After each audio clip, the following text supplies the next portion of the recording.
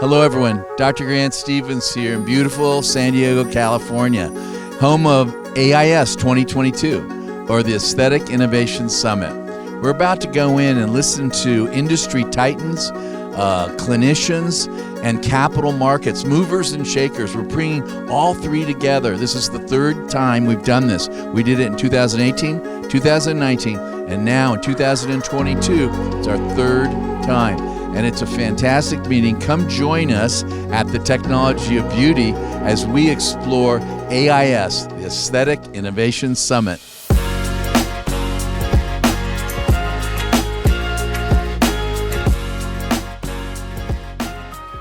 Any statements or views expressed on this podcast are the opinion of the host and guests respectively.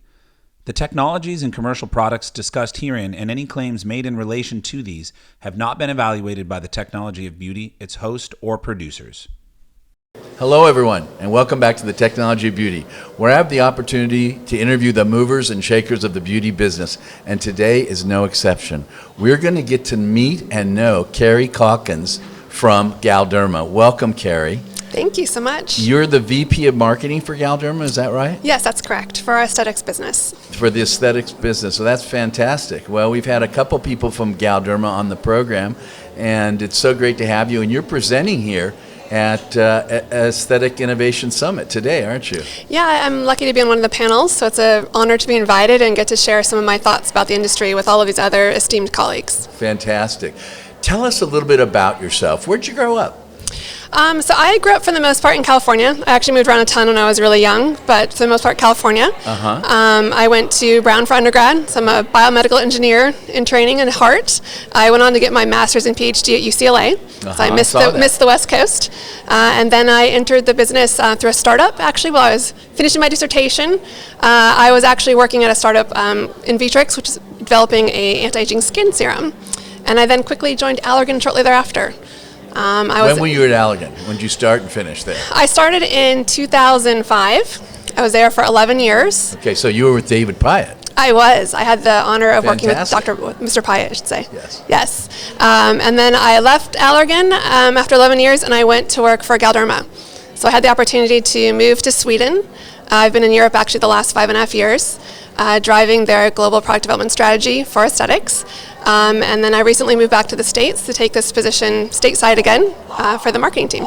Are you located in Texas now or California? I have. I now live in Plano, Texas. Okay. And we are actually moving our U.S. headquarters to downtown Dallas. Fantastic. So very excited about that opportunity. So the California gal gets educated in California after Brown, and then to Europe, and then back over, and now in Texas. That's right. That's fantastic. Well, what can we expect from Galderma here over the next few years? I think you can still expect a lot. I mean, we've been doing some amazing things in this space, really grabbing market share, a lot through our great pipeline. So we've had multiple launches over the past couple of years. You're going to continue to see a lot more innovation come from us, as well as just, again, our strong focus on service and partnership with all of our customers. When you say innovation from you, are you innovating from within, or are you purchasing like M&A deals and so forth? It's a little bit of both now, which is great. I would say, originally we were definitely more focused on organic growth, so internal development. But as you can see with this last year, we've had several acquisitions. So one of them being Elastin, which is a really great opportunity, which we love, as well as we did a partnership with Sofragen, so a new biostimulatory technology, and we're continuing to look at other opportunities as well. That's fantastic. Well, it's so great to have you here on the show and at the AIS, and we look forward to getting to know you better in the years to come in the aesthetic space. I really appreciate it. I think it's a great space to be. I love this space, and it's just such a privilege to work with people like you. That's so thank fantastic. You. Thank you very much. Thank you. Take care, Carrie. Thanks. Hello, everyone, and welcome back to the Technology of Beauty, where I have the opportunity to interview the movers and shakers of the beauty business. And guess what? Today is no exception. We have a special guest, Jordan Schindler, who just presented here at AIS amazing technology that you're going to hear about right now that I have never heard about until just moments ago. Welcome. Thank you for being here. Thanks for having me on. I appreciate it. It's an absolute honor, and I look forward to hearing more about this technology. Tell us a little bit about it. Absolutely. So our core technology enables controlled delivery of vitamins, supplements, medications through your clothing, and that's effective through 15 plus wash cycles. We all, every single day, get dressed. Why not use that as a platform for delivery of active ingredients through your skin? So it might be a line of topical analgesics like we see here, so icy hot or biofreeze in a sock, a knee sleeve, a back brace. We have a line of maternity garments, so think about belly bands, leggings, shapewear with shea butter for your skin, or it might even be as far afield as melatonin in a pillowcase to help you fall asleep at night. That's this category of healthwear that we've created. Now, when I put this garment on or something, do I feel the stuff? Is it sticky or gooey or? That's the coolest part about the technology. Is it feels, looks, and performs like a normal garment. So it stretches, it wicks away moisture, it's comfortable. You don't actually feel like you're rubbing a cream on your body, which is really the whole value proposition. So if I have a sore arm or a sore knee or ankle, you have a garment that'll help me? You know it. One of the biggest challenges today is patient compliance, right? Uh-huh. We're all increasingly busy. We forget to take pills or use creams or patches, but we all get dressed every single morning. Why not use clothing as that platform for solving health and wellness outcomes? So if I put your garment on, I can wear it for 15 days? 15 washes? 15 washes, exactly. And you're getting the exact same dose you would get using a therapeutic topical cream or pill. Even oral, a pill? It's the same equivalency? Exactly right, depending on the active ingredient. So we actually have our own transdermal drug delivery lab where we've run comparison studies between a garment, a patch, and a cream. And because you have that constant skin contact, you actually get a better dose of medication. So tell us a little bit about yourself. How did you get involved in this, and where are you from? This is so novel. Yeah, so I grew up in Arizona on the West Coast, went to school out in Seattle, and suffered from bad skin in college, and learned about the link between your pillowcase and bad skin. And so as you sleep, dirt and oil builds up, clogging your pores, and ultimately went to the dermatologist and was recommended to wash my pillowcase 2 to 3 times per week, which, as you can imagine, as a college-age male, was not going to happen. We're 10 years later, still not going to happen. But that's what got me thinking about how do you get a benefit from a garment or fabric, something that contacts your skin all day, every day. And so teamed up with some MIT Ph.D. drug delivery scientists, got some early funding actually at a Department of Defense, and that's actually what sparked this technology development. Very fascinating. This is terrific. Well, welcome to the AIS, the Aesthetic Innovation Summit. It's so great to have you. It's so innovative. I hope you stay around for the aesthetic meeting. I'd like to introduce you to anyone that will listen. This is really exciting. As a drug delivery system, anything, to deliver anything transcutaneously while I'm just wearing your garment. And why don't you show everybody what you have here? Yeah, we brought one of our products. It's a foot ankle sleeve. It's got capsaicin, a topical analgesic, built into it. You can buy these today at CVS, Target, Walgreens, Walmart, along with a number of other products. But very excited to be here. Incredible event. Some great people. So I appreciate you having me. And it's my pleasure. Where's your home base now? So we're based in Charlotte, North Carolina, in the heart of textile manufacturing. So we're really at the intersection of drug delivery and textiles. I love it. The intersection of drugs and textiles. And you think about $700 billion of pharma revenue and marry that with $70 billion of textile revenue, right? And Nufabrx is that platform that can facilitate Nike socks with icy hot, Lululemon garments with moisturizer, and we create that platform. Fantastic. Well, I love it, although I have one final question. Absolutely. Are you a husky? I am. You know it. Well, that's a problem. We got the W. That's a problem because I'm a duck. Oh, no. Go Ducks. Oh, no. Oh, no. Good having you. Pleasure. You take care. Hello, everyone, and welcome back to the Technology of Beauty, where I have the opportunity to interview the movers and shakers of the beauty business. And folks, today is no exception. We've got Dr. Steve Dayan, and we're here in beautiful San Diego at AIS 22, which is the Aesthetic Innovation Summit 2022. Welcome, Steve. Hey, it's great to be here. It's so great to have you here. Now, I have to tell you a few things. First of all, full disclosure, we've been accused of being twin brothers, different mothers. Steve just came off of the stage where he gave, without a doubt, the finest talk I've ever heard predicting the future. Wow. He gave us 10 points to look for. There's no way we can encapsulate it into this brief interview, but I'm telling you, if you're not following Steve Dayan, you are not following aesthetics. So thank you, Steve, for joining us. Let's start with this. Before we talk about the technologies, tell us a little bit about yourself. We'd like to get to know you. Where are you from? Well, I will definitely get into this, but this is reminding me like Roy Firestone. Are you gonna make me cry? No, I'm not going to make you cry. I've been wanting to be on the show for so long. I finally got on here, and now I feel like I made it because I just saw you interviewing Brent Saunders, and now I get to come up on here. So thank you for having me. And I don't know, I'm just a simple guy. I like to barbecue on the weekends. Yeah. Long walks on the beach. Yeah. With take your my fiance, Sabrina. I'm facial plastics from Chicago. And, right. And I've been doing that for 20 years. But I dabble in a lot of other things. You know, I'm a creative, innovative person. I have an appetite that's hard to satiate when it comes to new and exciting. You sure do. Where'd you grow up? I grew up, born and raised in Chicago all around. Okay. My dad's an immigrant from Morocco, so I still have a lot of that. And my mom, unfortunately, was disabled with MS. So I kind of raised a lot of myself, running around Chicago area for my youth. And I was a horrible student. No one ever gets that, but I was actually a C student in high school. And when I applied to college, I couldn't get in. I got rejected from all my state schools. I go to my father, and I'm like, didn't want to tell him that I didn't get into college because he's like, you're going to be a doctor, because I was a son of an immigrant. Every immigrant's son is going to be a doctor. And I didn't have the heart to tell him. Well, then Wash U in St. Louis came and said, you want to play football? Because I was a football player. And I wasn't the kicker. I was actually a receiver, but everyone thinks I was the kicker. No, I was a receiver. And they asked me if I wanted to play football, and I said, okay. And they let me into the school. So I got into the school based on football, and then I quickly realized my dreams of being an NFL pro player was not going to happen. Right. So I gave it up for school. I started studying, and I ended up doing really well, and the rest is history. That's fantastic. And you went on to then become a doctor, and then otolaryngologist, and then facial plastics. Yep. And your practice is in Chicago. Yep. All right. Tell us a little bit about your podcast.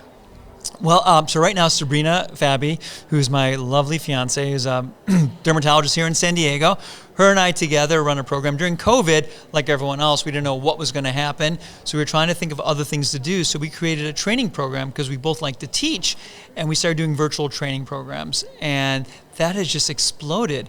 And it's virtual education, which we do CME education all around the country. And now we started taking it outside the U.S. to other countries where we're in 5 continents.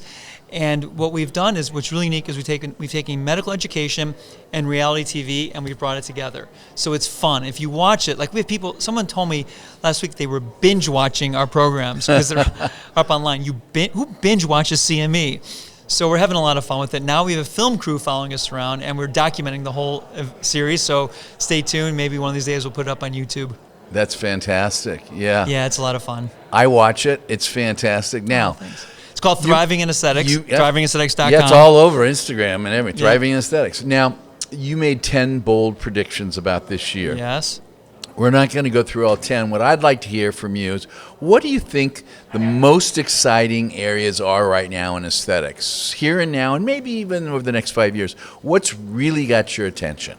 So there's a lot that has my attention, and here at AIS, I cannot believe how many fantastic presentations I've seen, and a lot that piques my interest. Seen great devices that can do things that none of the devices out there do.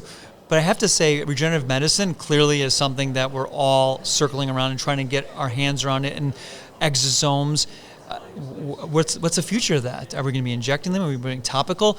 And so I think it's hard not to say that that's one of the key, probably fastest growing innovative technologies and excitement coming to the market. So I'm excited about that. And I think the second thing that we really haven't touched on so much that's coming, and I put this as my 10th prediction, is virtual reality in the metaverse. Mm-hmm. I mean, like, it's coming faster than we realize. And, it could be our avatars that are talking 3-4 years from now and not us. And what does that mean for aesthetics? So I think that that's interesting too. Will we be operating on our avatars? So as opposed to our reality? They can have Marina Manland. There you go. Space on there, right? Yep. And you might be selling Marina nose jobs online, Yeah. I mean, who knows? Yeah, it's crazy. Really crazy. No question about it. Well, thank you for sharing your time with us here at AIS, and I look forward to the afternoon and hanging with you, and give my regards to Sabrina. Thank you once again. Look forward to seeing you soon. Grant, always a pleasure. Thanks for having me. Thank you, Steve. All right. Welcome back to the Technology of Beauty, where I have the opportunity to interview the movers and shakers of the beauty business. And today is no exception. I get to interview my great dear friend, Mr. Dennis Condon. Now, Dennis has been on the program once before, but it was remote.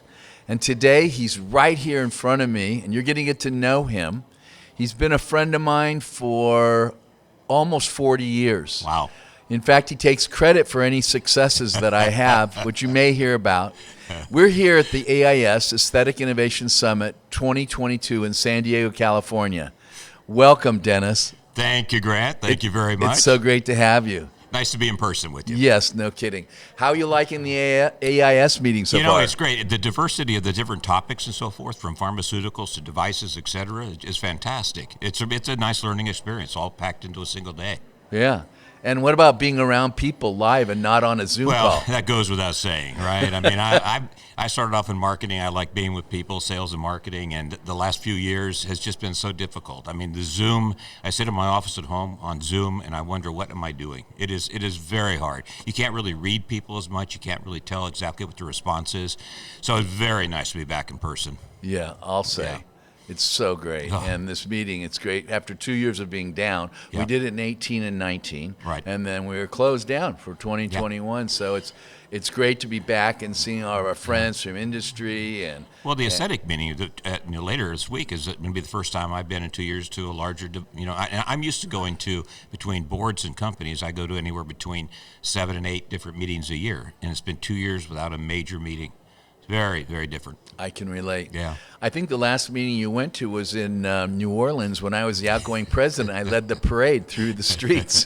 That was probably it. So, Dennis. And you were in full costume. Yes, I was. And I had the time of my life. So great. let's talk about you, Sure. your company. And also, we just heard Pat Altavilla, your CEO, talk about some exciting things in the future. So tell us a little bit about where we are now, and more importantly, where you're going. Yeah. I've had a phenomenal career, an enjoyable career in aesthetics. I've had an opportunity to lead companies in skincare, injectables, and lasers, and implants. And so for me, this whole field of regenerative aesthetics is like a whole fifth pillar of aesthetics, which is fantastic. So given that, I've had the opportunity, I'm on the board of Establishment Labs, where we see autologous fat being used in breast aesthetics as well. And then with Suneva, we're more in facial aesthetics. And we've put together, when I first came there 3.5 years ago, we had a single product. Today we have 7 technologies, most of them evolving around regenerative aesthetics. It is fascinating. It is fun to see. It's an emerging field. And as a company right now, Suneva has probably the broadest array of regenerative technologies, and looking for more. So and where are you based? We are based in San Diego, California. Mm-hmm. So right here. Right here. It's home for us. And do you have an appetite for acquisitions? We absolutely do. We're in the middle of doing a SPAC transaction right now, which would give us a significant amount of money on the balance sheet, and we'll be looking for additional acquisitions, primarily based in the regenerative aesthetics field. That's where we really want to be, and we'd like to become, the sort of the broadest based company in regenerative aesthetics. Would you entertain thoughts of device or plug and play, or is it all topical? It's interesting. I think that when I talk about the 4 areas that I've been in, I think every one of those areas can marry up with regenerative treatments eventually, so that regenerative won't be sort of a standalone business any longer. It'll be, you may be using in healing for lasers, maybe using PRP, it may be in stamping needle technology, maybe using stromal vascular fractions. So the field is endless, which makes it so much fun. I thought I'd retire 3 or 4 years ago. Not a chance. You can't retire, Dennis. Can't retire. Yeah. Can't retire. Well, listen, I want to thank you so much for joining us on this show. As you can hear, they're calling us back into the program. Well, thank you for the opportunity. Good seeing you. Yeah, great seeing you, too. Right. You take care, Dennis. Take care. Thanks now. Hello, everyone, and welcome back to the Technology of Beauty, where I have the opportunity to interview the movers and shakers of the beauty business. And today is no exception. I have the opportunity to interview my dear friend, Bill Meury. Thank you for coming, Bill. Grant. Good to be here. Now, before we get going with the interview, I want to set the stage. We're here at AIS 2022 in San Diego, California. This is clearly not the studio for Technology of Beauty, so we're here because I had to go looking for Mr. Meury. I've invited him to the studio multiple times, but he's so busy. He's so huge. I finally tracked him down here at AIS, and he's going to be speaking a little bit later. Thank you very much, Bill, for joining us. Of course, you need to create a New York City studio so that you have one on the East Coast and the West Coast. You know, you're right. I need to do that. I'll take that as a challenge, and that's what we'll do. Max, Adam, we're going to open up a studio in New York. You hear that, guys? Okay. So I first got to know you when you were running Allergan. Yes, You know, that's right. you and Brent had come over from Activist. That's right. Purchased Allergan. That's I think right. it was about 2015. Yep. And you ran it for 5 years. And Yes. I had the privilege Yeah. to work with you, alongside you, and we had a blast. Oh, it was a great time. Yeah, no question. Yeah. Then you sold it to Brent. You sold it to AbbVie. Yeah. And I haven't seen you for a while. I want to know, where have you been? Sure. What are you doing? Yeah. And where are you going? So, Yeah, so in that order. Right now, I'm at a New York City-based private equity firm called Hildred Capital. We make investments in healthcare companies, products, and services. We have about 17 portfolio companies, and I work there as a partner. Okay. We have a couple portfolio companies that are doing work in the skincare and aesthetic space. Brent asked me to be on this panel at the end of the day, and I Right. had spoken to you. And so that's what I'm doing for right now. I'm watching very carefully how well the aesthetics team is doing inside of AbbVie, and it looks like they're posting great results. Yeah, they are. Yeah. And you and I were talking earlier today about the effect that COVID had initially on the economy, the aesthetics economy, and we saw this downturn because no one could get into the office. Yeah. And then lo and behold, as soon as people started coming in, it just skyrocketed. Tell us a little bit about your thinking along those lines. Yeah, look, there are very few industries or sectors that are, quote, recession-proof. But I think aesthetics is about as close as it gets. And, whether you go back to the Great Depression or the recession or the pandemic, it's proven to be an incredibly resilient business. And I think the credit goes to the providers. And while the manufacturers have great products, ultimately the success of aesthetics is based on the specialists who are administering the procedures. And I know in 2020, I think March and April were the worst months. Mm-hmm. And by the time we hit the summer of 2020, demand for aesthetic procedures started to climb. And it looked like, if you look at the curve, it was literally a V-shaped revenue curve. And I think there were a lot of people that questioned whether it would happen. But time and time again, you see just how resilient this business is. And now it's probably growing at a faster rate than it's grown at in several years. And based on my estimation, the market will probably double between now and 2025, 2026. I mean, it's growing at a 10 to 15% clip. Mm-hmm. I don't see any reason why that would change. So did you hear that? He predicted up to a 15% growth per year. That would be a doubling time in 5 years for those of you. And I agree with you. And a lot of people were worried that it was just a backlog of cases or storage of cases, and it was pent-up demand, and then it would peter out. Yeah. But that's not what we saw, right? No, not at all. I mean, look, attitudes and perceptions towards aesthetics have continued to evolve in the most positive way possible. Mm-hmm. The products, the procedures, the technologies that are available today are better than before. And then the outcomes that plastic surgeons and other aesthetic specialists are producing are really, really high. Yeah. And it's driving demand. I mean, you and I were talking earlier this morning. Based on certain surveys, there's a procedure, an aesthetics procedure done every second in the United States. And there are 31 million seconds and we were estimating at least 30 million, up to 50 million perhaps, procedures per year. That's exactly right. And if you look at, I think, Allergan has published this information as well as all the plastic surgeon societies, the number of people who are receiving aesthetic procedures is probably, broadly speaking, between 5 and maybe 10 million, but the number of people considering is, broadly speaking, between 50 and 100 million. Mm-hmm. And so there's a long way to go here, and the prospects for the industry are exceptional, and providers are better trained than ever before. Indeed. And so, it's as an investor right now, not an operator, it's like having beachfront real estate. It never goes down. It shouldn't go down in value. And I think it's, listen, if you're part of the aesthetics industry, whether you're a provider or you're a manufacturer, you're in a really good spot. I would agree. And it's also the average age is coming down. Do you want to address that a little bit? Yeah, I mean, look, there was a millennial movement underway back in 2014. I think if I remember the data correctly, there were less than 300,000 millennials receiving an aesthetic procedure back then. Today, that number is about 1.5 million. And then, of course, if you layer in Gen Y and Gen Z, the future of the industry looks exceptional. People are unapologetic about getting aesthetic procedures. It's no different than diet and exercise. Yep. And minimally invasive procedures have become a gateway for aesthetics consumers, and then they graduate to more serious procedures if they want to. And again, at the end of the day, I think that the success and the health of this industry is in the hands of the specialists doing the procedures. And in my experience, satisfaction rates when someone goes to an aesthetic practice that is professionally run are extraordinarily high. Yes. And that's why everyone is benefiting from the growth in aesthetics. I would agree. Yeah. Well, it's been great getting caught up with you Yeah, a little me too. bit. I look forward to spending more time with you when you're back out in LA. Absolutely. Or when I build my new studio in New York. Of course. Thank you Great. very much for coming. Thanks, Grant. You take care, Bill. Take care. Hello, everyone, and welcome back to the Technology of Beauty, where I have the opportunity to interview the movers and shakers of the beauty business. And today is no exception.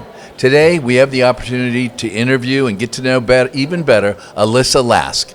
Alisa, you may know from Galderma, but now she's at Rion. I am. Thanks Thank for you having very me. much for joining us. It's great to be in California with you. Yes, it's great. So what she's referring to is we're sitting here in San Diego, California, at the 2022 AIS meeting, Aesthetic Innovation Summit.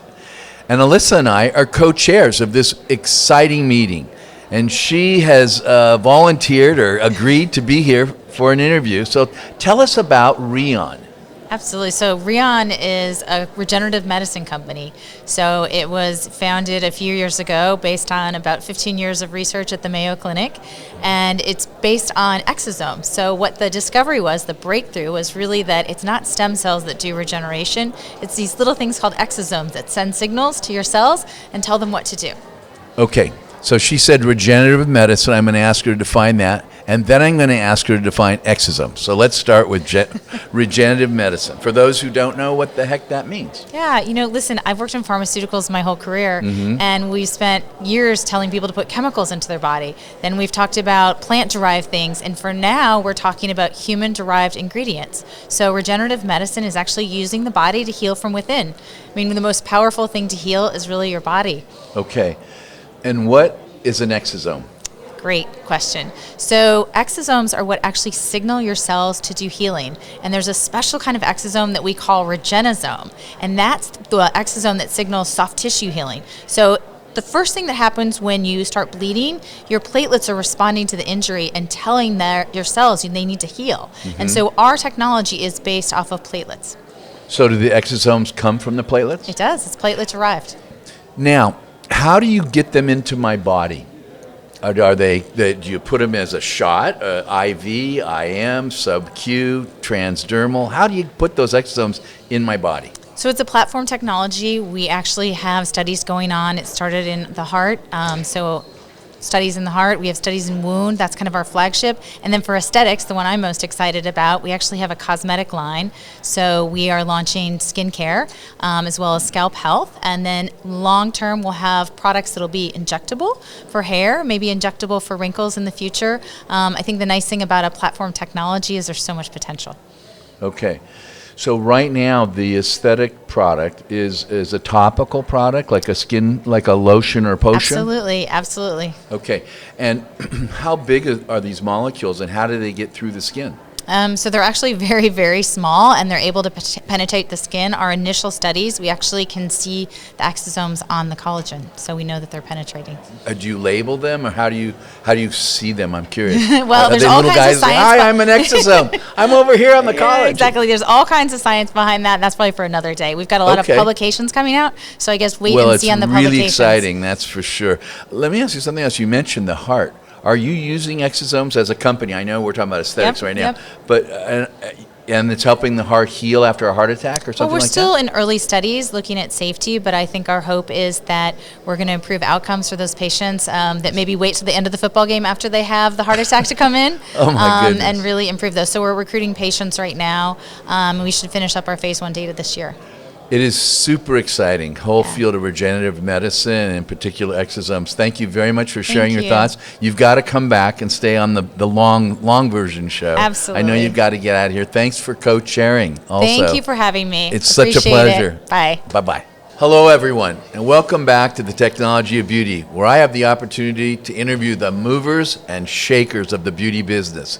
And today is no exception. Today, we have the opportunity to get to know even better Mr. Aaron Burton, the CEO of Sciton. Thank you, Aaron, for joining us. It's good to see you, man. A mover and a Great. shaker. I like that. That's I like right. that. A mover and a shaker and a leader in the aesthetics business. I appreciate But before we interview Aaron, I'd like to set the stage. We're here in San Diego, California. We're not in Manhattan Beach, where our studio is. We're here in San Diego, and we're attending the AIS meeting, or Aesthetic Innovation Summit. And Aaron's going to be presenting, and the Sciton company is here. And I always call it the Bentley of lasers. We love that quote. We use it all the time. Yeah, it's actually, without a doubt, hand-built, hand-stitched, and the very best laser In on the Silicon market, Valley. bar none. And I'm not paid to say that. So, But you can keep saying Aaron, what's up? I know there's been some recent advances. I have them in my office. I'll let you talk about them. You know, what's up? I haven't talked to you for a while. Well, you know the big ones. I don't think it. I mean, it's been about 2 years since we did this last. Yeah, it's been about 2 years. It has to be BBL Hero. There you go. Hero He is- said BBL Hero. And, you know, when I first heard Hero, I thought he was just being cutesy. And then I heard it's an acronym. What's Yeah. it stand for? High energy, rapid output. Okay. Our marketing crew is pretty impressive. I was like, it wow, is. that is a cool name. They do a great job. High energy rapid output. For those of you who are used to IPL or the proprietary BBL, you know that we typically stamp the energy, the light, if you will. We've never been able to have a roller or consistent application. Tell us about Hero and what you have now that nobody has. Yeah, the beauty of Hero is obviously it's a motion treatment. So when you think of IPL or you think of our BBL, you're thinking of you're thinking of facial treatments and you're thinking of a stamping kind of approach. BBL Hero is a motion treatment. So significantly faster. You're able to do it all over the body, and you're able to do a body treatment relatively quick, not relatively quick, very quick. You have less complications. I mean, I think when you start doing the chest and the arms, when you do the arms, the chest, the back, the legs, you're worried about striping and burn marks. So usually people are hands off. They love doing the face with an IPL or a BBL, but when you start doing the shoulders or someone says, I want you to treat my chest, they're, hands off. I'm not going to go do that. That's the beauty of Hero. Hero is anywhere on the body, full body, and everybody's talking body these days. There's a lot of body contouring, but people who want their body to look good also want their skin on their body to look good too. So being able to say I can do someone's shoulders or arms or do someone's chest or full body BBL has always been a great product for us. BBL Hero is another level. It's crushing it. Now I want to emphasize that. So it's much faster. So how long do you quote average arm treatment for dyschromias? I'm not sure I'm the one to give you quotes on time, but Okay. 45 seconds. I mean, you can do it like a full body in 3 or So for those of you practitioners out there, when we're numbing up the face in preparation for another procedure, we can literally do both arms easily with the BBL Hero. I'm not being paid to say this. It's completely revolutionized our approach to using BBL technology. Yeah. And that stamping leads to striping and leads to all sorts of things. So we tend not to do the back and the and arms nobody and the wants to do chest, that. So everybody- because we've all had it. Yeah. Even as conscientious as we are, as careful as we are, we all see the stamping. Yeah. With that roller technology, we've eliminated that. Yeah. It's much more efficient. It does a terrific job. Yeah, we've been hearing that feedback for years, but we've been working on how do we fix it. I mean, providers have been saying, hey, if there's something you could do, I'd like to do more treatments on the body. That's one of our advantages. I mean, we're a true R&D house. I mean, that is one of the, you know Hobart and Negus. I mean, they're physicists and they're still hands-on, smack in the middle of the game, and it's pretty amazing. And you give them a challenge, they'll figure it out. Now, it took them, they were working on that for 6 or 7 years. We've been working on that for a long time. Well, congratulations to the whole company and Hobart and the whole group, because totally revolutionary. Now, I imagine you have locked it up and it's your proprietary technology. Of course. And no one else has Well, it. there's two ways we look at it. There's the IP piece of it. Then there's also how do you come up with technology that just outpaces everybody else. Hobart and and you've Negus and the always R&D been- team, they're always looking for what's next.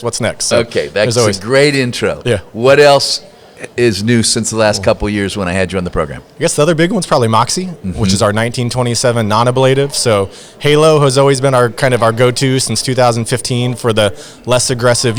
We're known for burning your face off. You have an amazing result at the end because you do full field erbium resurfacing, but most people don't want to do that. So then we came out with Halo, and Halo is this really home run, more aggressive treatment but less downtime. That one. And then Moxie's even a step down. I mean, you're kind of back in the game, a little bit of, discomfort or heat during the treatment, but you're going right back to work. You look basically rosy or look like you have, you're out in the sun a little bit, but there's not a lot of downtime, not a lot of discomfort. And, it's one of those, it's almost like you do a Halo once a year, do a Moxie 2 or 3 times a year. And somewhere in there, you're mixing in your BBL Hero too. That's a lot to absorb for those of you who aren't in the laser business. Explain that. So 1927 refers to nanometers. And this is the Moxie. It's sort of the junior laser, if you will. And he mentioned 2 or 3 times a year. It's sort of an intro, put your toe in the water kind of laser. I'm a huge fan of the Halo. Yeah. I still think the Halo is. You're getting them all the time. Yeah, I know. I had mine about 4 weeks ago, I think. I had mine about 4 weeks ago, too. I saw that on Yeah. social media. Yeah. I still think you mix a Halo with now a Hero or a Which is what I did, BBL on yeah. the face. It's absolute home run for dyschromias, for skin tightening, for smoothing, for so much. Also, full disclosure, I had a contour under my eyes. Why don't you tell us about contour? Yeah, so Contour's old school. That was one of our original products we rolled out 25 years ago. And when we're talking to people, it's funny talking about what our original product from 1997 we still sell today, and plastic surgeons buy it all the time. So it's full field resurfacing. So Right. it's full field ablation, erbium ablation, and it's tunable. So you can do 100 microns. You can go almost as deep as you want, depending on how many passes you want to. So it's usually a plastic surgeon's going to use that. You're not seeing your dermatologist and your med spas that are going to do. And there are times we have deep wrinkles on the upper lip, lipstick bleed lines, and some people call them smoker's wrinkles, and also around the periocular area. Yeah. And I haven't had a full surface, full field, fully ablative before, but I was glad I did. And it tightened and smooth. I've had a micro laser peel, which is the, 50 microns, so it's almost just... That's like blowing on the skin. Yeah. But I haven't had one of the deep ones yet either, but I'm sure someday I will. But I think the more Halos and the more Moxies and the more BBL Heroes you do, the less of that you do. That's right. And okay, can you give us a look into your crystal ball? What's the future for Sciton? Is there anything you can share with this audience? Yeah. Good question. I know you would ask me that. I couldn't give you, obviously I can't be specific, but I would tell you a lot more of the same, whereas we're always looking at innovative new ways of doing things. I think if you look at our R&D pipeline, which I know you want to talk about, we can talk more later, but our R&D pipeline, there's blue ocean stuff that I think will be very different for the industry. And then I think there's stuff where you've got the Hero, which is people are saying, if you could do this a little bit better. And our R&D group is bigger than it's ever been. We're spending more money on R&D than we've ever spent, both as a percentage and as a total dollar amount. But that's who we are. I mean, we'll always be an R&D company that focuses on that stuff. And so I would guess the quick answer would be a lot of the same. I mean, we're always finding new products and new innovations. And I love the fact that you're science-based. Yeah, absolutely. And you identify Hobart a and Negus problem. wouldn't have it any other way. Yeah, you do the tough work, answer the problem, then you build the best quality unit out there. So thank you very much for sharing your insight, and the new Hero and the Moxie 1927. I can't wait to hear the new technologies after that. Thank you, Aaron. It's good seeing you, Grant. Take care. Take care. Hello, everyone, and welcome back to the Technology of Beauty, where I have the opportunity to interview the movers and the shakers of the beauty business. And today is no exception. Today we're going to interview Saranya Wyles. I just met her, and then we're going to learn all about her. We're here at the Aesthetic Innovation Summit in San Diego, 2022. Thank you very much for joining us and for joining me on the Technology of Beauty. Thank you for having me. It's my pleasure. So tell me a little bit about yourself. Well, I'm a dermatologist at the Mayo Clinic. I also have a lab, and I study a lot of different aspects of skin aging, including a concept called cellular senescence. Cellular senescence. That's right. Tell us about that. So cellular senescence is like a type of cell fate, similar to when your cells divide and cells die, and like apoptosis. So it's like a cell fate. So what that means is they go into a zombie cell fate. So instead of dying like normal cells, they are in limbo.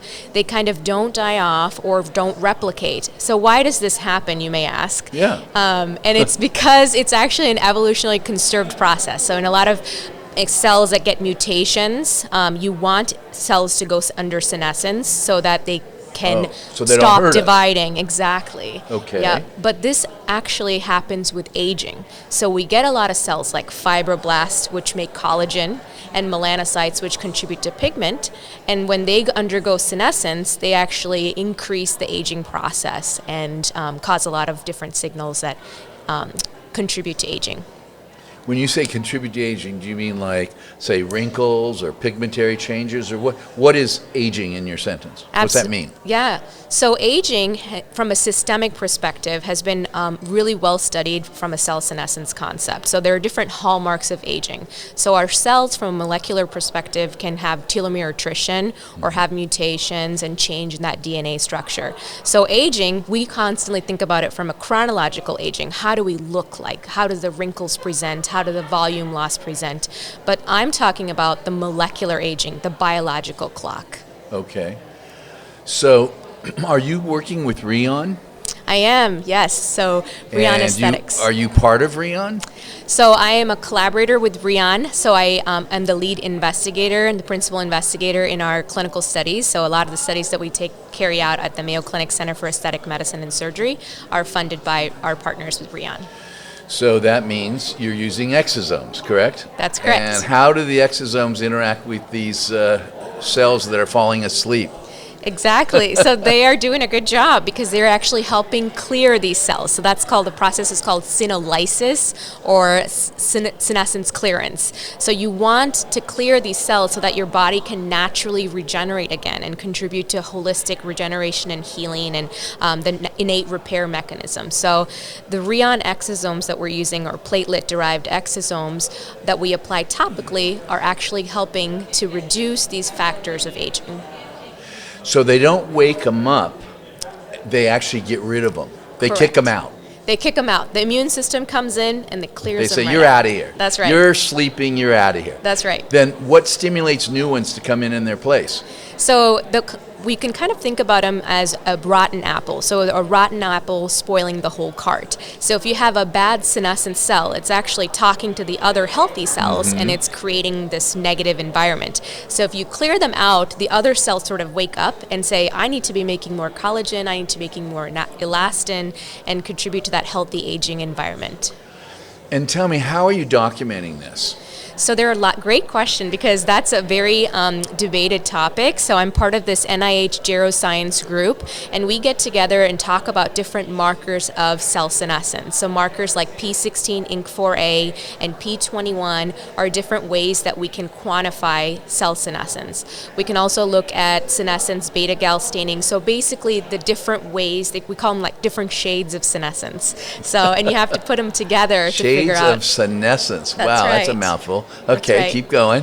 And so to get the idea of the full picture, we kind of look at these different parts of the puzzle, and then we can say this is how it's working together, and look at these different markers to better quantify that molecular aging. These exosomes are applied topically, correct? Correct. Do you ever put them as an injectable, sub-Q, or intramuscular, or intradermal, or are they always applied on top of the skin? Yeah, so we have a medical grade version of the exosome product that we can use for injectable application. And so that's some of the areas that we're exploring right now, to be able to use them as biostimulators, potentially load exosomes with other deliverables as drug delivery area goes. So that's in our medical portfolio, and really hoping to expand that over the next year.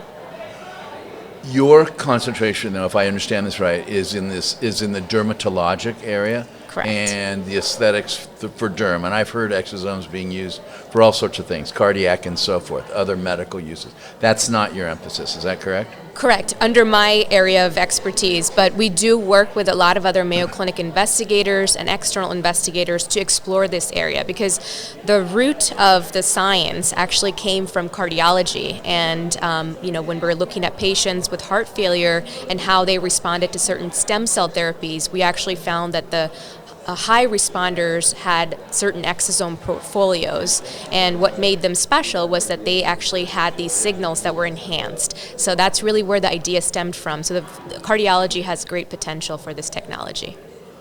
Well, this is very, very exciting. Thank you so much for joining us. How are you liking the AIS? This must be your first AIS. This is my first AIS. I'm loving this. This has been a great opportunity to meet with so many different people.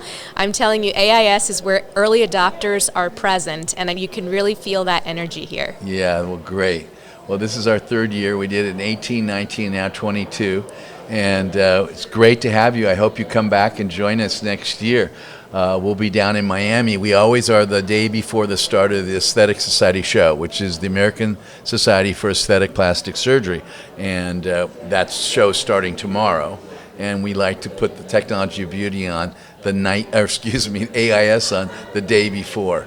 So thank you for joining us. Thank you for having me. See you around. Yeah. I want to learn more from you. Absolutely. Thank care. you. Take care. Hello, everyone, and welcome back to the Technology of Beauty, where I have the opportunity to interview the movers and shakers of the beauty business. And today is no exception. Today, I'm going to be interviewing Dr. Atta Behfar from Rion and also the Mayo. Thank you for joining me. Pleasure to be here. It's great to have you on the show. Thank you. We're here in San Diego, California at the Aesthetic Innovation Summit meeting 2022. And Rion, the company Rion, has made some presentations. And we're talking today about exosomes and regenerative medicine. Yeah. Right? Absolutely. So tell us a little bit about yourself. You're a physician. I'm a physician. I do heart transplant at Mayo. I've spent 20 years in the regenerative medicine research space, mostly focused on stem cells, but lately, over the last decade, we've changed our minds. It's the exosomes that are the active ingredient for regeneration. Is it stem cells versus exosomes, or are exosomes part of the stem cells? It's not stem cells versus exosomes. It's just that what's beneficial from stem cells is exosomes. What we realize, though, is that when you culture stem cells in a petri dish, make them grow, their tendency when they're really regenerative is to actually trap serological exosomes, actually platelet-derived exosomes. They grab them, and then when you try to use them clinically, it's those exosomes that they're releasing that incite regenerative events. So they're really recycling platelet exosomes from the petri dish to drive regenerative events. So when we saw that, we thought, why use this middleman? Why not just go to the source and just use the platelets? That's interesting. So can the stem cell be thought of as sort of the courier that's carrying around the active ingredient, which is actually the exosome? Is that what really has the positive, the beneficial effect? I think when you look at the literature, especially over the last, I would say, 5 to 10 years, the paracrine secretions, that's what's been called, of stem cells, is really now thought of as the active component. Well, what's in that secretion is the exosome.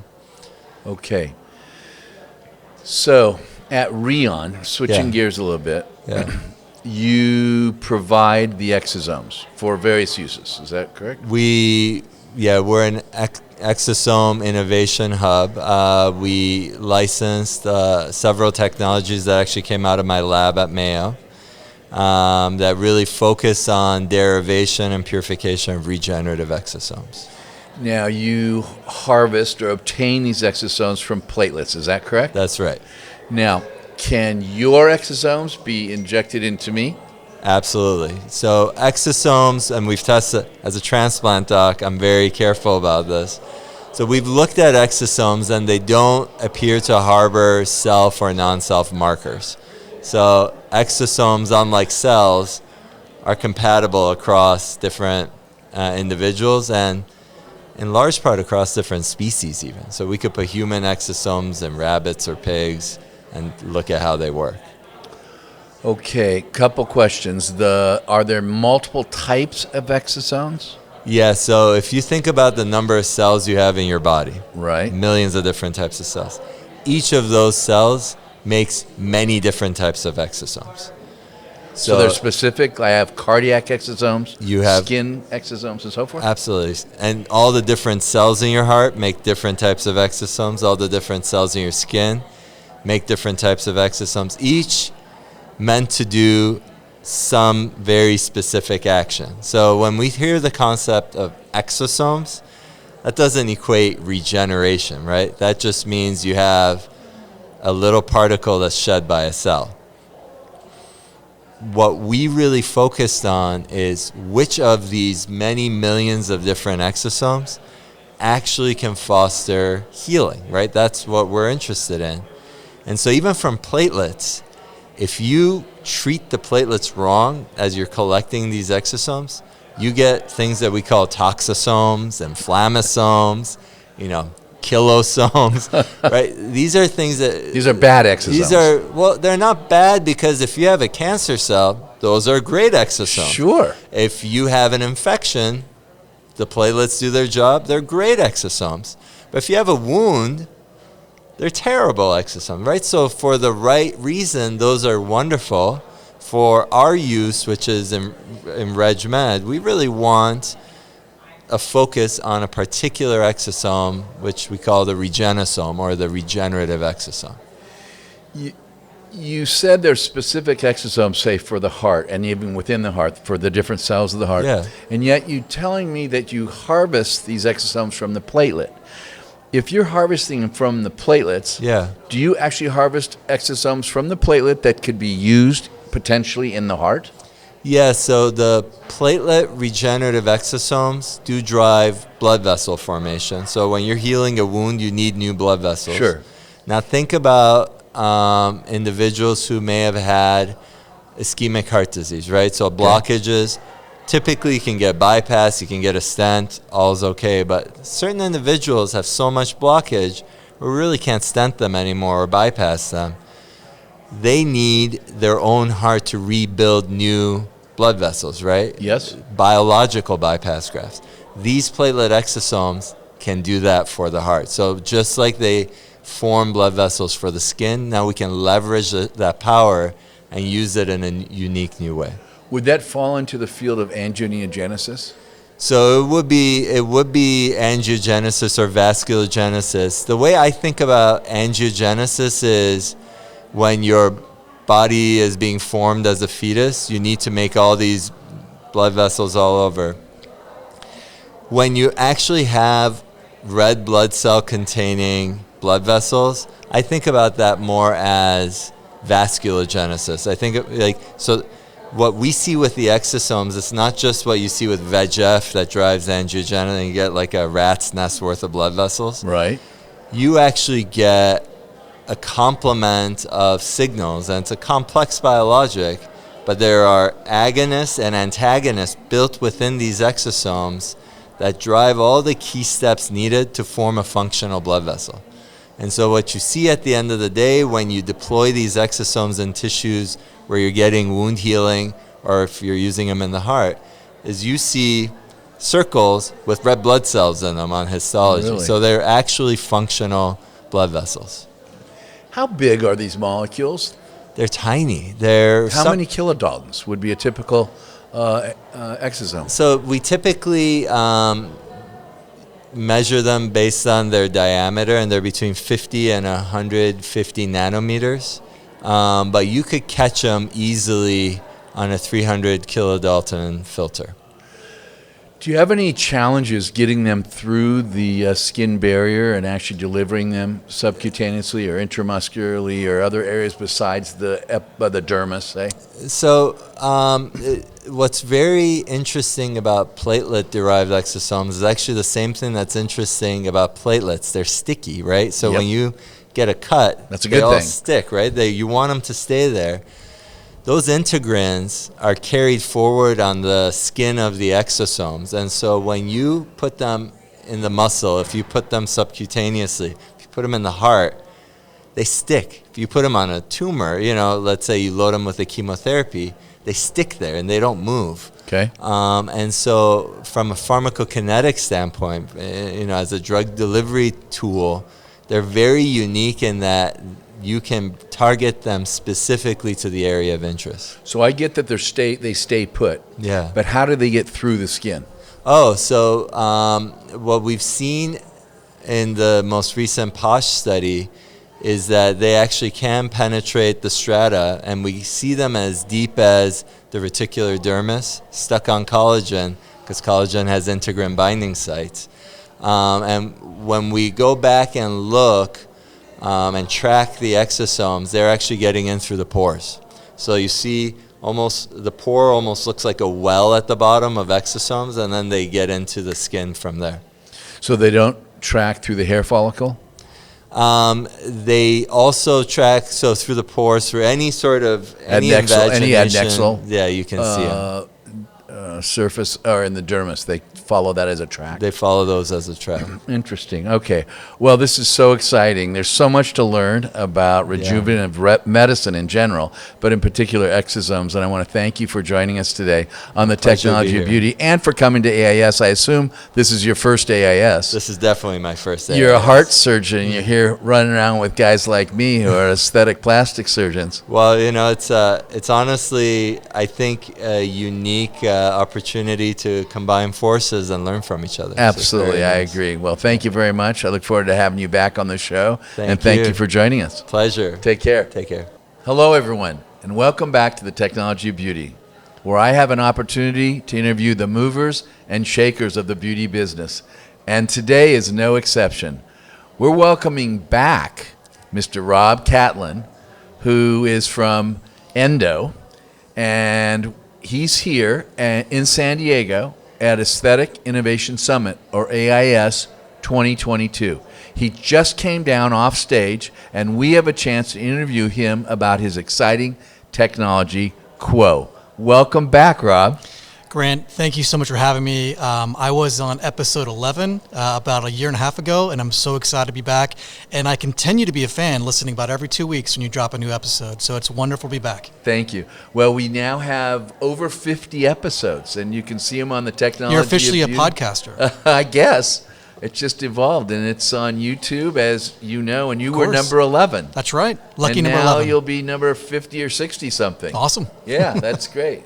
So what has happened in the last year or so, couple years, with Endo and in particular with Quo and with you? Yeah, well, when we spoke last, it was September of 2021. We'd received our FDA approval that July. But as you know, that was the height of COVID-19. And so we ended up delaying our launch to April of 2021. So we're very excited. We actually just celebrated our 1 year anniversary for launching Quo. Oh, literally a year ago for this time, and thank you very much. And it's an exciting time.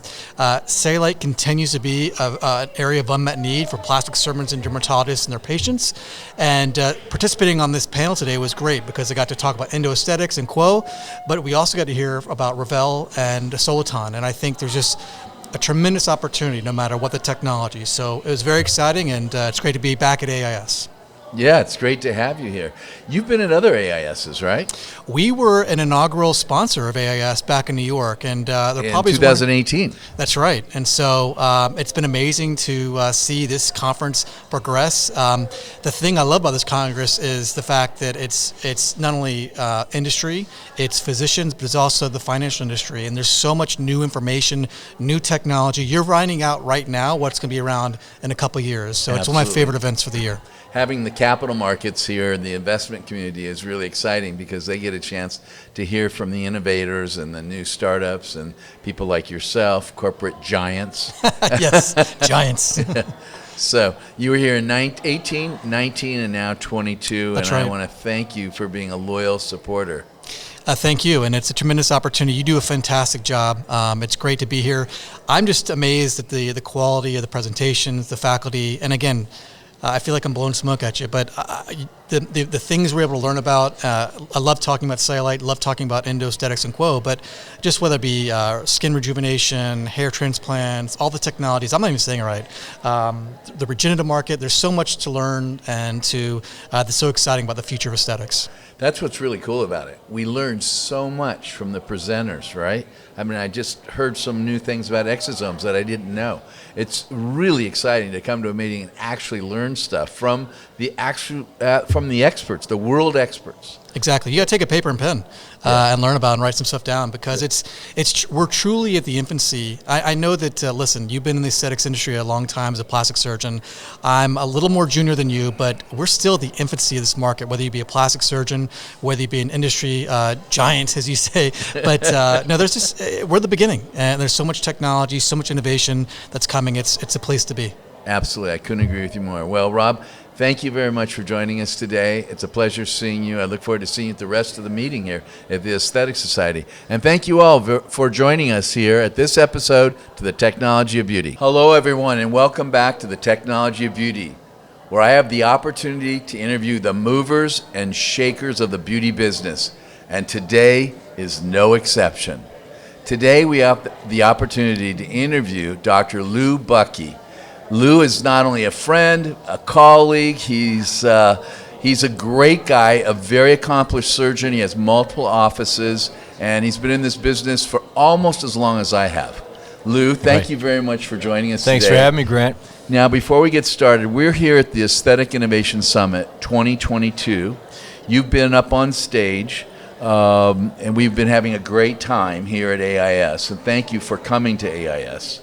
It's my pleasure. Yeah. Honor to be here. It's a uniquely engaging forum for docs and industry together to try and speak about what helps patients and to evaluate both how it gives physicians a voice to see how industry can help our patients, because we have a unique opportunity to know what patients really want. Industry never crosses that border between the physician and patient relationship. And so it's something that we hold on to ourselves, that when we look at industry present stuff that they think would be good for our patients, we're still the final pathway. And I love listening to that and having input. And the smart ones recognize that. We also have capital here. We have the financial capital, the horsepower. Yes. So probably partly part of while we advocate for patients, we typically don't get in front of people who have capital. We don't get in front of people who can make decisions on what's provided and what's not. And so this forum is uniquely good. You had a great idea when you started it, and it's getting better every year. That's fantastic. Now, tell us a little bit about yourself. Plastic surgeon in Philadelphia, been in practice, it'll be 25 years this year. I have 4 offices in Philadelphia and do a lot of facial, breast surgery, but also, like yourself, have had the good fortune to be involved with industry, innovation and development of new products, and most importantly, new services that help patients bring plastic surgery to patients and make plastic surgery better for patients. Yeah, that's what's great. And it's really a pleasure working with you. Tell us a little bit about the Exact product to start. The Exact is a very interesting device that we have had the opportunity to work together with that allows. There's a big trend in facial surgery to make things less invasive. And plastic surgery is kind of an interesting area where there's surgery and then there's the fillers, which are non-invasive, and there's nothing in between. There's no minimally invasive area where other specialties have that. And the Exact device is a minimally invasive device that allows us to move tissues, the neck, the mid-face, through very small incisions and very gentle process that can make patients look better without the recovery, without general anesthesia, and it's filling a void in plastic surgery that patients will benefit from. That's terrific. And how many patients have you done it on approximately? Between Dr. Godek and myself, we've done 377 patients, presenting it at Hot Topics tomorrow. Yes, that's right. The young person's neck who isn't as tight as it used to be and isn't ready for a facelift is an ideal patient. The patient who's had a facelift and doesn't want to go through a full other one, but their neck's getting lax, ideal patient. Patient who's having volume loss and is tired of having fillers, or the fillers aren't working as well, mid-face to a small incision, ideal patient. And so there are a lot of them out there that benefit from Exact. No question. Yeah, there are a lot of people that don't want a full facelift, but they want to look their very best. Yes. Okay, you were talking about Patient Fi earlier. Why don't you tell us a little bit about Patient Fi? What is it? Who's it good for? How's it helping the industry? So Patient Fi is a fintech company that has been was evolved to become the friendly way for patients to finance surgery. You know, not everybody can afford to have the surgery that they need or want to improve the quality of their life. There are others out there that finance both surgery and other things that if charge high interest rates, charge the doc a lot of money to be able to do that. And if patients are late in their payments, it can be, you know, very painful. So there was an opportunity to set up a finance company that was both friendly for the doctor provider and friendly for the patient who's the borrower, and it's called Patient Fi. And we set up terms that make things much easier. We understand the journey that patients go through, and one of the anxieties or limitations is, can I afford this? So instead of coming out of pocket with a lot of money, you can do it on a monthly basis. There is protection in terms of your creditability, your ability to pay, and if you are late, we can work with you. It's not as penal. And we're even moving into the space of fillers and injectables so that you could set up an annual plan for $99 a month or $85 a month. And the beauty of that is, if you think about Botox and fillers and Dysport and the other neurotoxins, instead of getting one treatment, waiting for it to go away, then calling the office for another, and then so your appearance kind of goes like this, up and down. If you set up an annual plan and you set up your appointments, you will never look off. You will always look good. You will always stay up to date with your treatments. And it's a way to do it in a fashion that is affordable and consistent, which is great for the doc because he doesn't have to re-engage, and it's even better for the patient who always looks good. We call it ageless beauty. And this company has been started and developed with the input of docs, invested originally by physicians, and has a team that's fantastic, understands the journey what patients go through. So it's like lease payments on a car, right? In many ways. In many ways. They budget for it. Yes. And I'm sure everyone likes that, but I'm sure the millennials especially love that. I've seen some statistics about the percentage of people who actually do budget for and pay monthly payments. Yes, and various things, the cars and so forth. Millennials the millennials are sort of the key of buy now, pay later. Yeah. But the other piece to this is it puts you on a budget. It doesn't do hard credit checks, so your credit score doesn't get injured by it. Again, we have set up the friendliest process for both patients and physicians. I want to stress that there's no hard credit check. So if you do this and you see if you're qualified, it's not a ding against your credit. The other nice thing about this is patients such as yourself or your patients can do this before they come in to see you or before you come in to see the physician. So you can literally go online, you can find out if you qualify before you walk in and see the physician. So that's kind of nice to know. Yes. A lot of people don't know, but they are credit worthy for this type of thing, be it Botox, filler, or even breast augmentation and so forth. And you partnered with Allergan recently and others. 100%. And that facilitates, and it's good for the patient, it's good for the doctor, it's good for industry. So yes, I applaud what you've done. Thank you. And the beauty is today you don't need to just look at FICO scores. Some people are able to make payments looking at their financial capabilities in ways that are different than what we used to do. We have merged the barrier between the thinking of banks or lenders and the thinking of patients, the borrowers, and used our experience in plastic surgery and healthcare, dentistry, ophthalmology, to merge that and allow it to happen. And so I think that it is a very patient-friendly, affordable way for patients to get the care they want in a fashion that limits the anxiety of, can I afford it? There you have it. Well, thank you very much, Dr. Bucky, for coming Brent, here. As usual. Always nice to be with you. Yeah, it's great to see you, bro. Hello, everyone, and welcome back to the Technology of Beauty, where I have the opportunity to interview the movers and shakers of the beauty business. And today is no exception. With us today is Craig Simak, who is the founder and owner of AIS, the Aesthetic Innovation Summit. And we're here in San Diego at AIS 2022, and Craig has offered to sit down. I've been chasing this guy down. I've never had him on the show, and finally I have him on the show. Craig, thank you so much for coming. Hey, it is honestly an honor because as I've been telling you, I am probably one of your biggest fans for the podcast, because for me it is instrumental in not only staying up to date on what's happening in the field, but really even learning the history. So you've had all types of innovators on the show, and so it's given me a great foundation for my own personal learning. And then as we look forward, as we're producing programs, it's a good springboard for that as well. That's great. So you didn't come from an aesthetic background? Correct. Did you come from ophthalmology? So I have a background in finance, but I've been producing financial conferences for 24 years. And then through that, I got into venture capital and then into healthcare. And then from healthcare, I started looking at different verticals. And so what started in the medical device space then got into digital health and then into ophthalmology more specifically. So, but in the medical device arena is where I got to meet Mark Foley, who's our common friend. Yes. And Mark and I brainstormed this idea for this conference, and you were the first person that Mark said, we need to, rally Grant and get him into the mix on this. And then I think once we did that, you just ran with it. It was like we gave you the ball and you ran with it. Well, and we're like, this is awesome. And Josh was with us too. Josh was with us too. Yes, correct.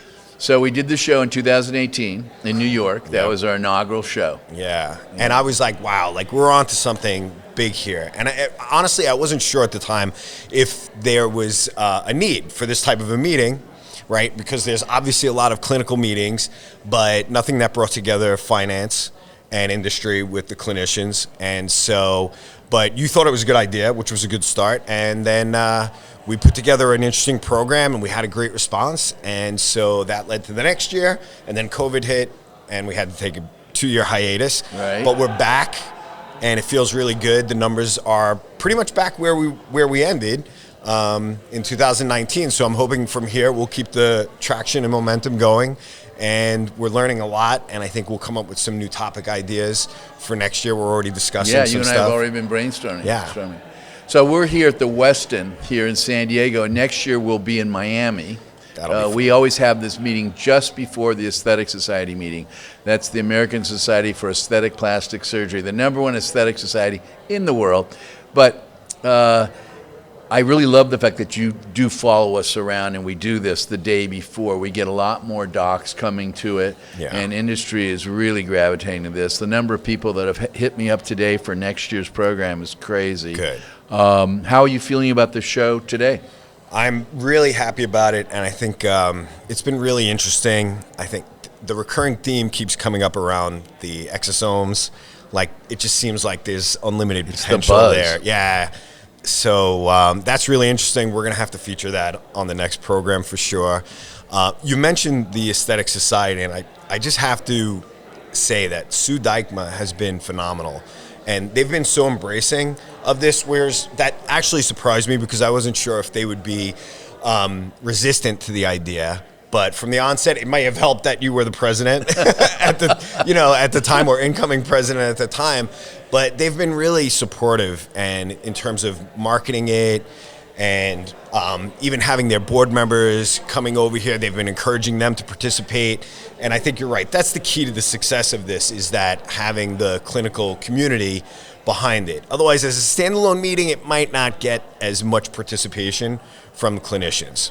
Well, you've included so many members and leaders from this Aesthetic Society on your panels and so forth. And you've been very inclusive and respectful of the society and the different rules that we have and so forth. And I would say it's a very symbiotic meeting. We work well with AIS and vice versa. So thank you. We were at Sue's party last night. She just celebrated her 25th anniversary of working for the Aesthetic Society. Wow. Can you imagine working with 25 presidents and all the rest? But that's a testament to her. I Yes, mean, that's what I mean. She's a wonderful amazing. human being. Yeah, she really here's is. to Sue Dijkma. Yeah. So, what's the future of AIS look like? So, I think from here, we'll continue to identify new trends, and I think the benefit of this is that we have we get to cover the topics that everyone's already talking about, and then we start to scratch the surface on the areas that are new and fresh and people want to learn more about. So again, we came back to exosomes, I think is good. Well, you'll tell me. I'm sure you'll get more feedback than I will, but I'm sure we have a few ideas for next year already. I don't think we need to change the format. I think we have a winning model here with this program. So I'm looking forward to Miami in 2023. Oh, the one I'm glad you're mentioning this. Yeah. So explain this to everybody. This is new for this year. Two things we did differently this year was we had a workshop this morning on entrepreneurship and innovation, which was standing room only. And we didn't know what to expect from that, but it seemed like there was a lot of interest in that. So that's the other thing. We need to educate, right? So industry people have been at this for a long time. Clinicians, not so much about, even though in their practice they're entrepreneurial, but maybe they have a great idea for a technology, but they don't know the process, right? To get a new product or launching a product, raising money, getting patents, and getting it to market. So today was just a beginning of that. I think we'll continue to do that. And then we introduced the Aesthetic Innovator Awards this year as well, which is voting by the audience. So it may be a popularity vote. We're not sure. So we'll figure that out. Maybe there's a different way. Maybe we'll come up with some judges in the future. But this year we just wanted to introduce it and acknowledge some of the companies that presented today. Yeah, I think that's great. We're going to be doing that in a little while. Yeah, exactly. So it'll be exciting to see who wins. Absolutely. Yeah. Well, again, thank you very much for joining us here at the Technology of Beauty and for allowing us to set up at your program at AIS, the Aesthetic Innovation Summit. Honestly, this pleasure. Is fantastic. We've been able to interview 15, 16 people that are presenters and various industry titans and clinicians and finance guys. It's been great. So thank you very much for having us and allowing us to do that. This and is it's fantastic. great being your co-chair. Yeah, and well, you're stuck with me. We'll have to figure out going forward for next year. We'll see. We'll have to figure out who the co-chairs will be with you. Okay. But you're stuck with me. Okay. So anyway, thank you so much. Thank you, Craig. Okay. You take care. Hello, everyone, and welcome back to the Technology of Beauty, where I have the opportunity to interview the movers and shakers of the beauty business. And today is no exception. We have a guest who was on earlier, Michael Boerner, who is the CEO and co-founder of Engage Technologies. Welcome, Michael. Dr. Good to have you, Stevens, buddy. Great to be with you. And someone has to interview you because you are the mover and shaker of the aesthetic business. Well, maybe you can do that one day. But for now, I get to interview you. First, let me set the stage. We're here at the 2022 AIS, Aesthetic Innovation Summit, and we're here in beautiful San Diego, California. And Engage Technologies is here, and they also are going to be at the Aesthetic Society Show. That's the annual show for the American Society of Aesthetic Plastic Surgery. And they have a booth number 1314, if I'm not mistaken, and there's some exciting breaking news that you're going to share with our listeners and watchers. What's up? Well, this is a historic week, as you said. We have been in process with this for over a year, and thanks to a number of phenomenal leaders in the aesthetic space, we have a brand new library, which is a phase 1 release that's coming out this week. And so we finally now have an opportunity, after many, many months of work with some of the great doctors walking through the entire patient journey experiences. We call them our whiteboard story arc sessions. And so you've participated in several of those.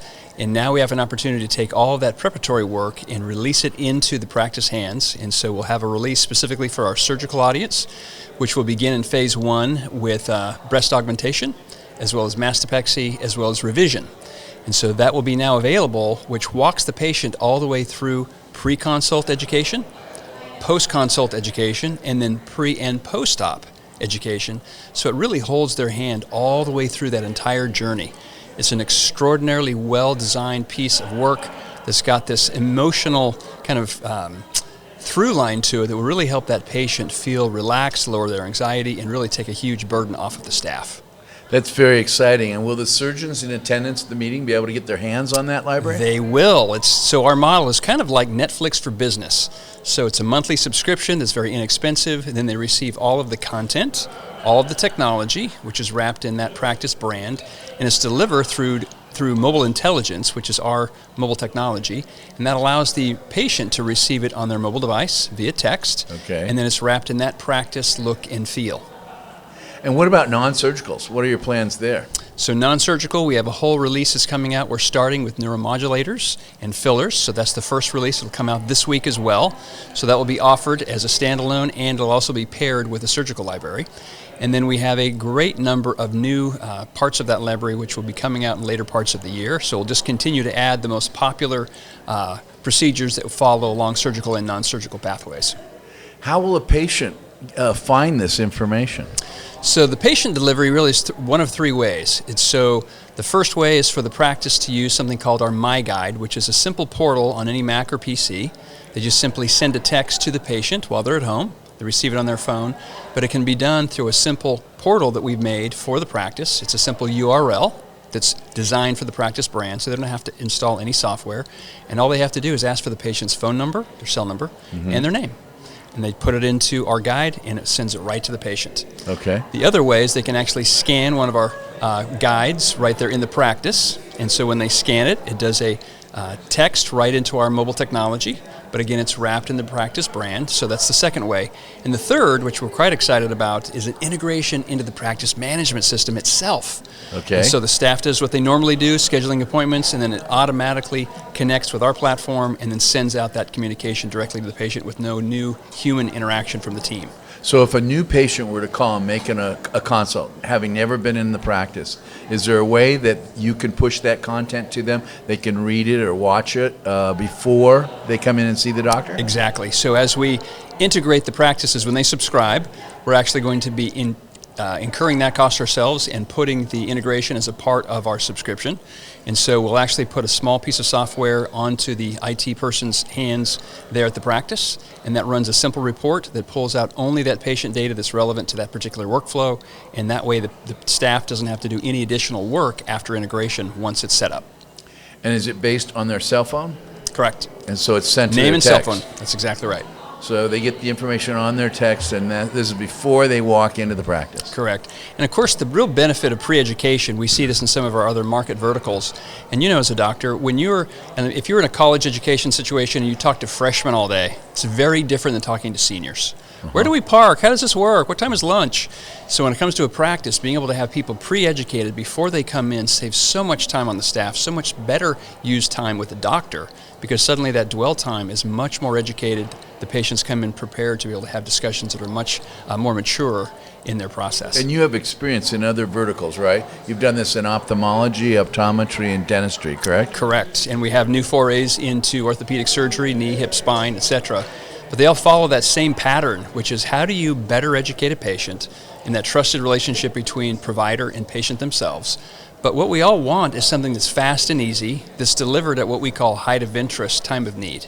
And when it comes in via mobile, everyone prefers text nowadays. Yes, but when they get the text, it's got a tiny little link in it that when they tap the link, it opens up this short sequence of video content from their doctor. So no one knows we're involved at all. We want to make it look like the practice has invented the entire process. Can the doctor personalize the message? They can. And so we've designed it so it doesn't require any production or shooting at all. But for those practices that would like, we make it very easy for them to drop in their own video greeting right into the workflow. So it makes it simple for them to appear on the video content as well. And of course, it's surrounded by their look and feel all around the content in the platform in addition. That's very interesting and very exciting. Now, what about industry? Are you working with industry at all? Any of the industry partners? We are. You know, one of the most important components for a practice is for that staff and those doctors to be able to educate the patients. Well, many times, industry provides some of the greatest methodologies of education for their tremendous products that they've spent huge amounts of R&D money on. And so we're working with great companies like Allergan, Revance, Galderma, MERS, some of the great organizations that have a method of educating their patients. But what we do is we work with the manufacturers to make sure their story is told very, very effectively, exactly the way they want it. And then the doctor has an opportunity to use the manufacturer's content to educate their patient. And for those docs that say, you know what, I'd rather just do kind of a generic or universal method here. I don't want to mention a specific brand because I'm not sure what they may present with. We also have a generic or universal way to educate about the same thing. Now, in the case of educating patients, we'll say on the breast surgery, you mentioned breast augmentation, breast revision, and mastopexy. The patients are going to be in this journey you're talking about. Where did you get the information? How do you know, how do I know as a surgeon that this information is accurate? You mentioned that you're whiteboarding with the KOLs and so forth, but is that the only source of your information? Yeah, the information, what you're bringing up is incredibly important because the editorial integrity of the content, of course, is paramount to the practice of subscribing to the content. And so we have a number of ways we get the information. Primarily it comes from the key opinion leaders from our medical advisory board. So our medical advisory board is made up of some of the best minds across those multiple disciplines. We spend huge amounts of time with them mapping the entire patient experience. We also bring it by the teams, not just the doctors, but also the administrators, the nurses, the people who deal with the patients in a non-surgical and non-invasive way. And we also have industry, for the industry content, being reviewed and going through the legal processes and the hoops that are very important to that process as well.